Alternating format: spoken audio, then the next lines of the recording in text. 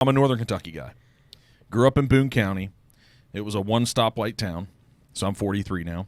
Born in 1979. It was a one-stoplight town. I'm a public education misfit. And traveled a little bit, had some unique corporate America jobs, but found myself back here, and 18 years ago got into real estate. But every time that I have a conversation with someone about Cincinnati, and even though Northern Kentucky's my heart, you just can't talk about Northern Kentucky for someone out of town without saying it's Cincinnati white, right? Even though it's inside the loop, it's 25% of the marketplace. We're the south side. But there's something special about this area.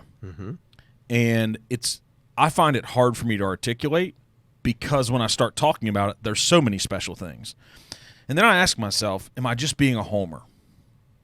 Do people in Charlotte feel that way about Charlotte? Do people in Dallas feel that way about Dallas? Do people in Tucson feel that way about Tucson? I'm assuming somewhat. Yeah.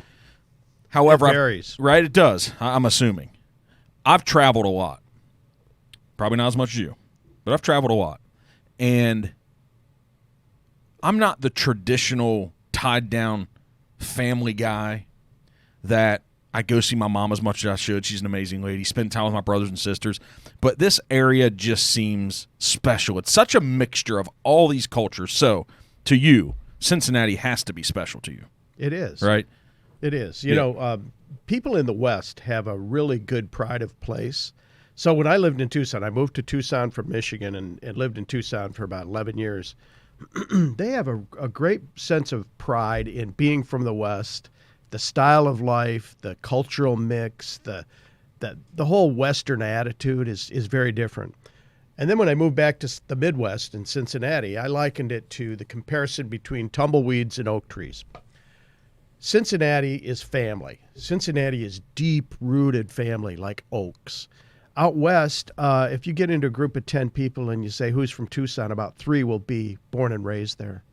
The rest are transplants from Ohio, Iowa, Michigan, all over the country.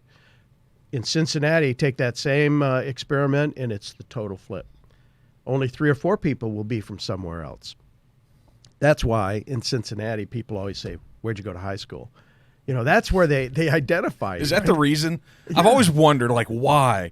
Why is it I went to Oak Hills, I went to Elder, I went to Anderson? I was like, what is that in us? It's an immediate brand. They know exactly. Are you west side, east side, northeast side? It's fascinating. Yeah. Did you go to Loveland? Are you, from the little suburban areas, or did you downtown? And then we get judged, though. Oh, yeah. They judge us and put us in our little pack, right? Absolutely. So have you experienced any other metropolitan area in this country that's that way?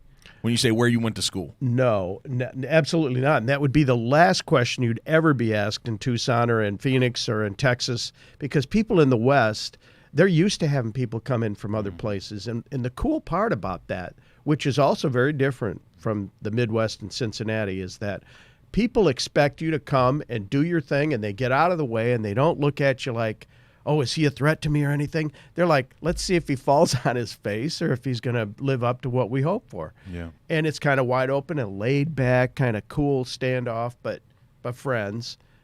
Cincinnati, on the other hand, is kind of a tighter, more tribal.